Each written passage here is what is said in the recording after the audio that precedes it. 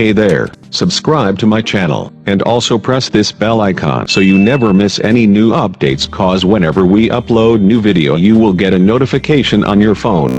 The test is in 4-part, Part 1, Part 2, Part 3, and Part 4. Now look at Part 1. Part 1. You will hear a woman being interviewed by a market researcher in a health club about her membership of the club. First, you have some time to look at questions 1 to 5.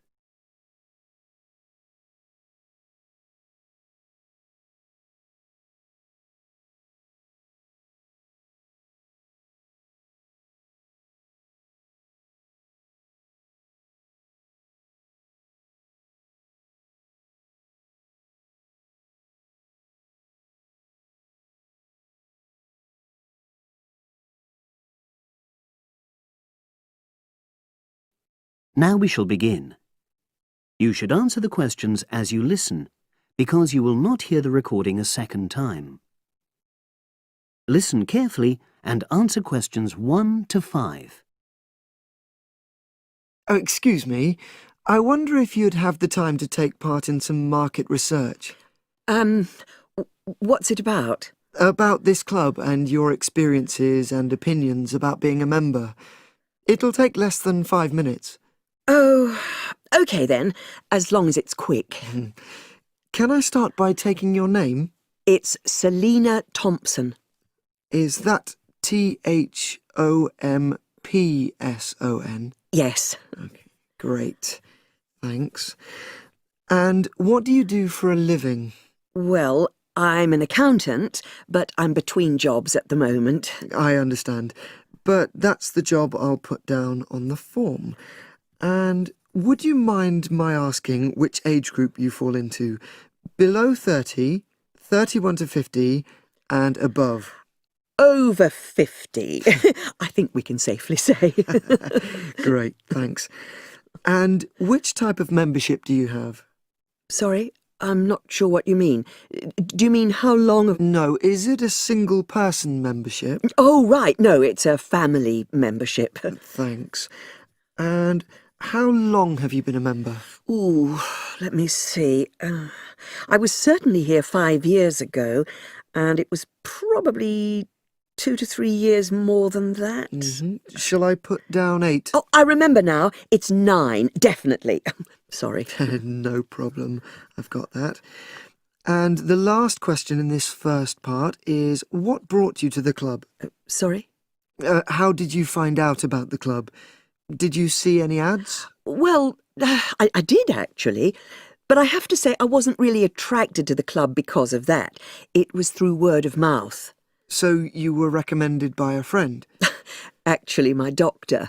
I'd been suffering from high blood pressure, and he said the club was very supportive of people with that condition, so I signed up. Great, thanks. Before you hear the rest of the conversation, you have some time to look at questions 6 to 10.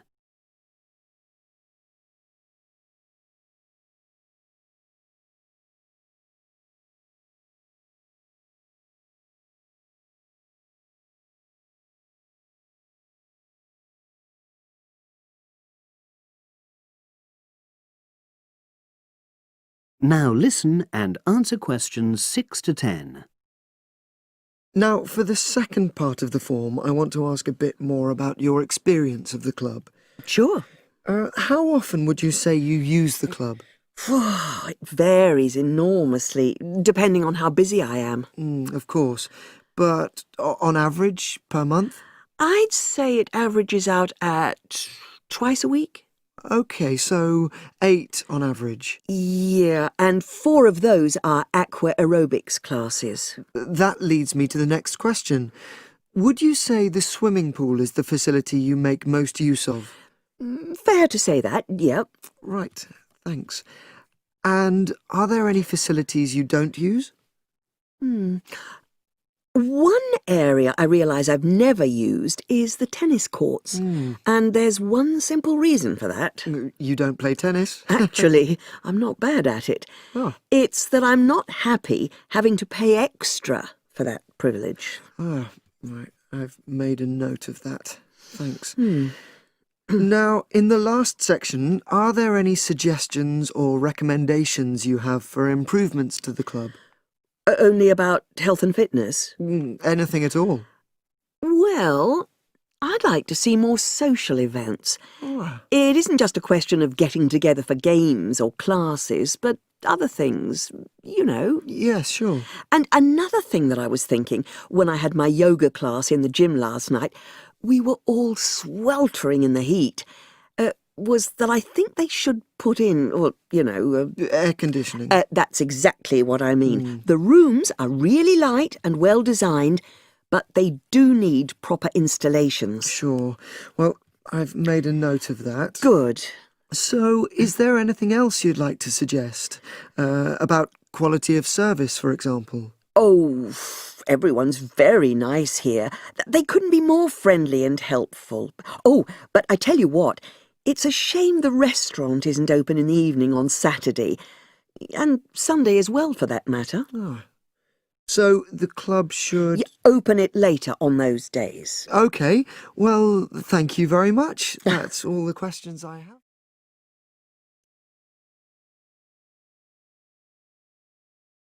That is the end of part 1.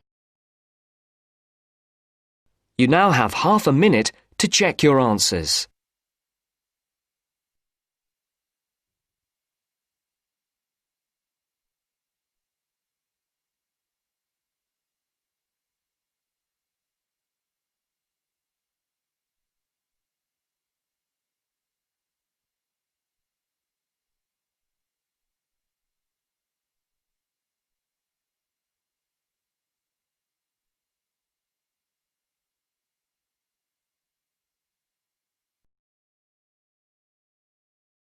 Now turns to part 2. Part 2. You will hear a telephone conversation about opening a bank account. First, you have some time to look at questions 11 to 17.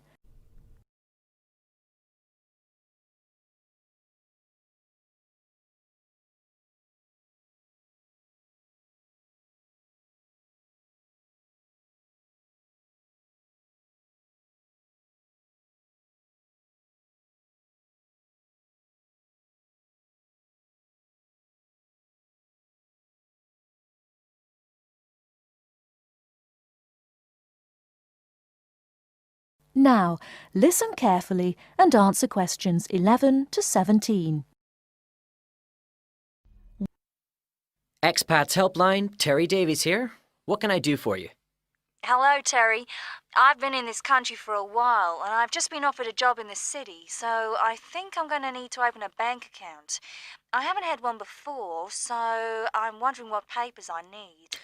Well, basically you'll need to be able to prove to the bank that you're who you say you are, and that you live where you say you do, okay? Uh-huh. And for some banks, at least, that means you'll have to show them 2 separate pieces of identity. So I'll run through the list if you like. Yes, please. Okay. I'll bring it up on the screen. Let's see. Here it is. Right. The first thing it says is a valid passport. Mine's Australian. Yes, that would be fine, of course. The next one is a driving license, and again, one from your country would be okay. Then that's followed by birth certificate. Oh, hang on, that's only if you're under 18. Which I'm not. Right, so not that then. But you can also show them a benefit book. For instance, if you're in ill health, or unemployed, or getting income support. Yes, I could bring that. Or a letter from my employer, maybe? Well, that's not actually on the list, so we'll have to assume you can't. Okay. And to prove where I live? Again, there are several possible things listed here. For instance, you could use a bill for council tax, or something else for where you live, such as an insurance certificate. I've got one of those, somewhere among all my papers. But what about bills? Things like phone bills, I mean. As long as it has your address on it, yes, fine. So a bill for my mobile would do, would it? I'm afraid it would have to be for a fixed line phone. You could use other types of household bill, though, as long as you get them through the post. How about an electricity bill? That'll say where I live, won't it? If it's in your name and not that of a landlord, yes. It is, so I'll probably take that then. There's one other you might want to use, a vehicle registration document.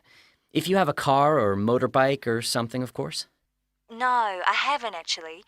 Now, I believe there's a bank actually inside the commercial centre, and I might open an account there, seeing as how that's where I'll be every day. Yeah, that would seem to make sense. I know people who bank there. I actually read about it in a city guide. My cousin picked it up when he was here a couple of years ago, and I made a few notes. Do you mind if I run through them with you now, just to make sure the details haven't changed? Fine, go ahead. Okay, first question. It's still a branch of the Popular Bank, is it? The one with links to Australian banks? No, it's actually been taken over by another big banking group, the Savings Bank. It still seems quite popular, though, especially with people doing business in the Asia-Pacific area. And when is it open? Monday to Saturday? I'll have to check their website for that. Give me a second or two, will you? Sure. Right. I've got it. Customer service, and it's just weekdays, I'm afraid. Does it say what their business hours are? I'm just looking for that. It's on a different page for some reason. I think there's been a change at some banks in the last year or so. Yeah, here it is. It's open from 9:30 in the morning till 3:30 in the afternoon. And it's on the top floor of the main centre building, is it? Next to the travel agency? That's where it used to be, but they've since moved it to a slightly bigger place. It's on the ground floor now. Oh. And one last thing on this. I know most banks give incentives to young people to open accounts with them, but apparently this one didn't. Do you know if they're offering anything these days? I'll just check. I'm sure they'd say so on their new clients page if they were. No, there's nothing mentioned here. That's a pity. I was quite looking forward to getting my free gift. Before you hear the rest of the talk, you have some time to look at questions 18 to 20.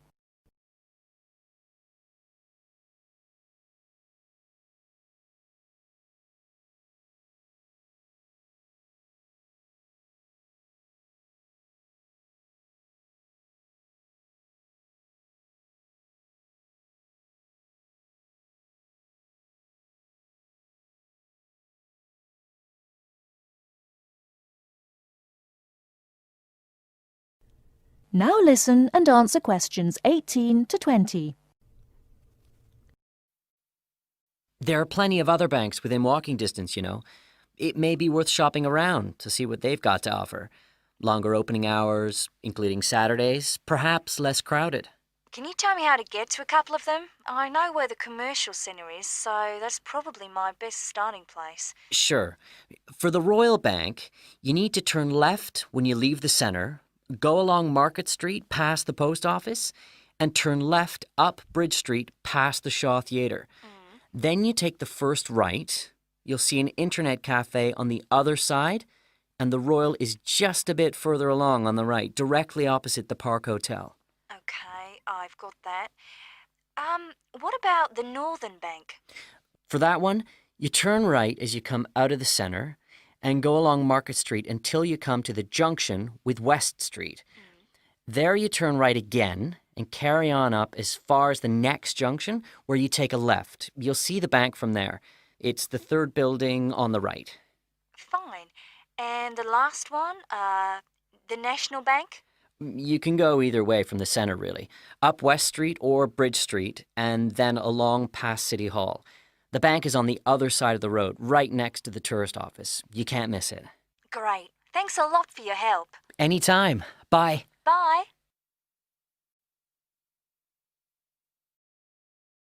That is the end of part 2. You now have half a minute to check your answers.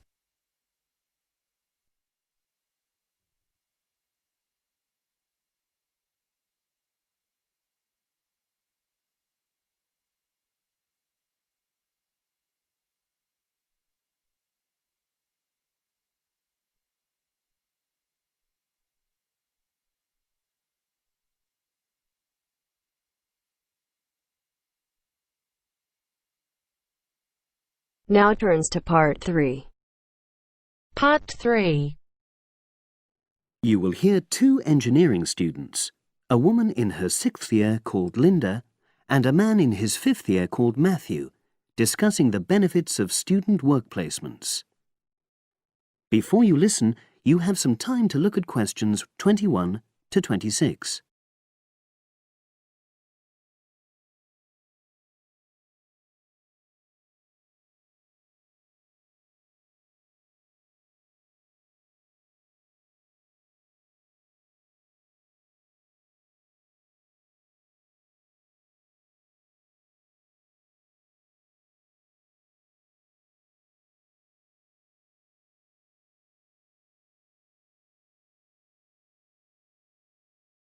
Now listen and answer questions 21 to 26.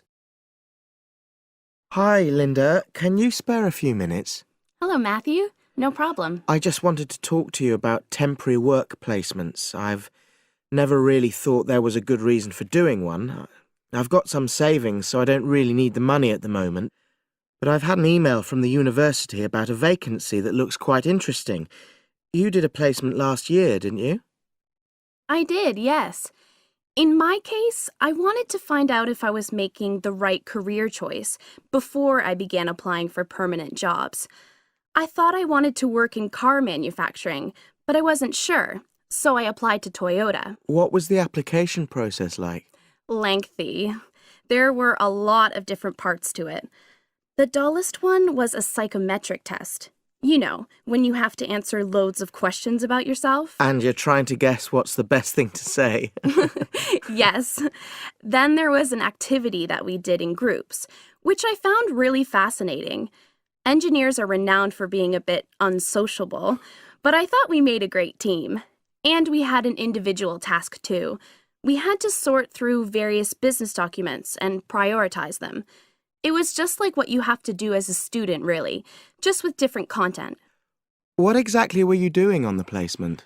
I was helping to design some diagnostic software to identify any waste in the car assembly process. Do you mean waste of materials? No, time.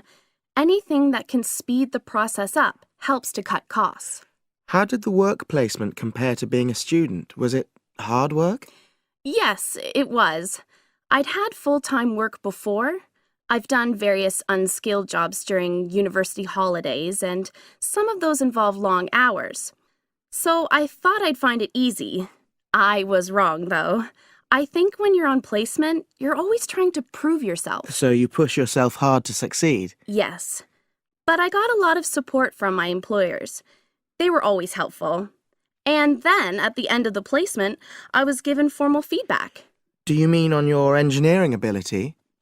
Well, no. I didn't really need that because we had team meetings every other day. And so I had the chance to discuss technical issues and ask about anything that wasn't clear. The evaluation was about general workplace things, like organizational ability, initiative, that sort of thing. I get the impression you think you benefited from the placement. Well, the best thing is that they've offered me a job for next year. Depending on my exam results, of course, but still. A permanent one? Yes. But apart from that, I learned so much. The industrial environment was much more demanding than the academic one, so my general skills improved, like time management, meeting deadlines. And on the technical side, I learned new software packages, like MS Project. Well, I think you've convinced me that work placements are worthwhile, but while you're here, can you give me advice on something else? Before you hear the rest of the conversation, you have some time to look at questions 27 to 30.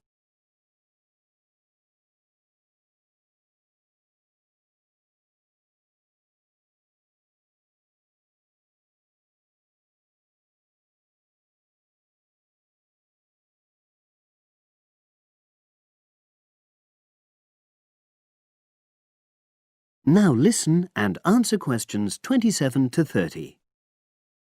I'm about to make a start on the engineering materials module, and I've got a book list here. Can you have a quick look and tell me what you would recommend? That's if you can remember. Let's see. I do remember some of them. Yes, this one. The Science of Materials. I found the subject quite hard generally, but this book is very accessible, so it suited me. It doesn't cover everything, though. What about this one then? Materials engineering. Oh, yes. I do remember that. But it's a bit out of date now, isn't it? Unless it's a new edition. I don't think so. But what I liked about it were the pictures. They really helped to understand the descriptions. It's useful just from that point of view. Let's see, what else? Oh, yes, that one there, Engineering Basics.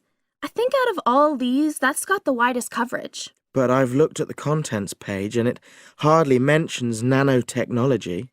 Yes, you're right. The Evolution of Materials does, though. It's a recent publication, so it covers all the latest developments. It's a bit thin on the 1960s, though, and that decade was quite important. Well, it sounds as if they all complement each other in some ways. I don't suppose you can lend me...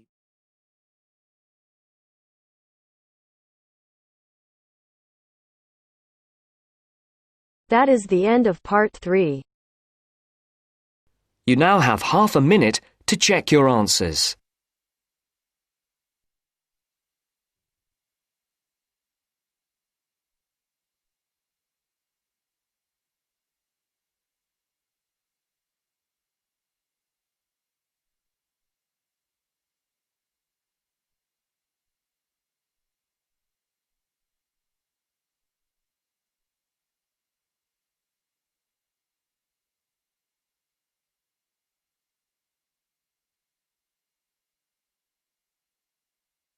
Now turns to part 4.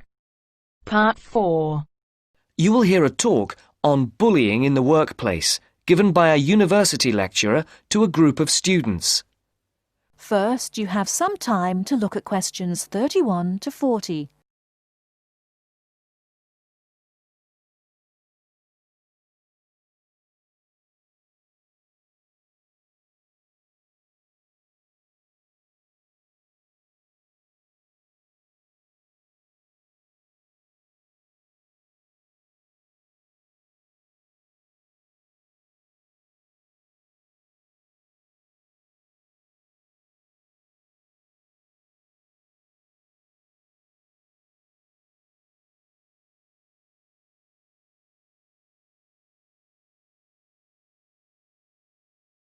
Now, listen carefully and answer questions 31 to 40. Good morning. My name is Dr. Mervyn Forrest, and I specialize in management techniques and training. I've been invited here today to talk to you about the cost to the economy of bad management. And what I would like to dwell on first is an area that has recently been exercising everyone, and that is coercion in the workplace, or, to put it more simply, bullying. It has been estimated that bullying at work costs the British economy up to £4 billion a year in lost working time and in legal fees. And with the problem apparently on the increase, it is time that managers took on board what is happening. I would like to think that what is perceived as bullying is nothing more than lack of experience, insecurity, or lack of awareness on the part of managers, and not a conscious effort to attack someone. But that is perhaps a case of my being naive or over-hopeful. Before we break up into groups to look at the first task on the handout you've got, I'd like to give you a start with some of the main bullying methods that have been identified so far. Basically, what I'm going to do here is to give you examples of 1 or 2 points. Can you all read the OHP clearly? Yes? Right, off we go. The first item on the list is giving people tasks which managers themselves cannot do and which are therefore impossible to achieve. This is, in fact, a very common strategy used by managers to manage their subordinates. It gives certain people a false sense of security as they watch others failing while they try to achieve the goals set. Another simple bullying technique is constantly moving the goalposts. especially when one's employees are in the middle of a task.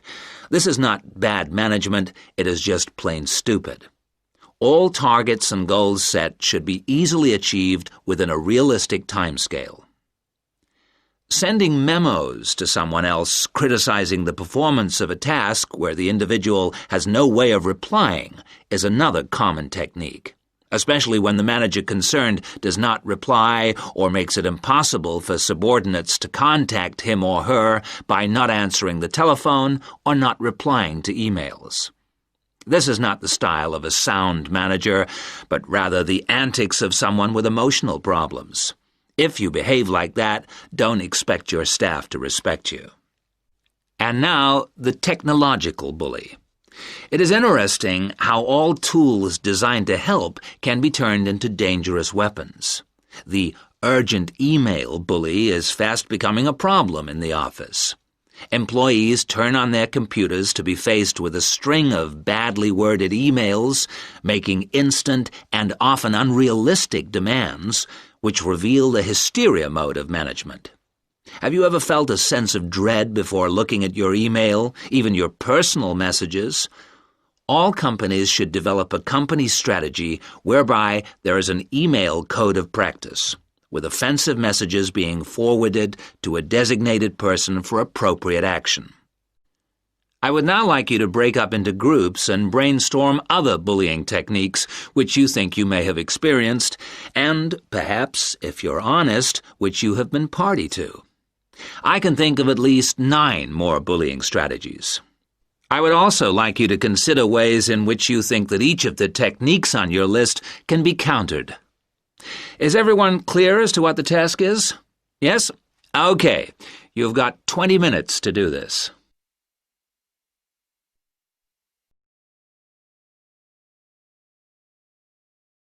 That is the end of part 4. You now have half a minute to check your answers.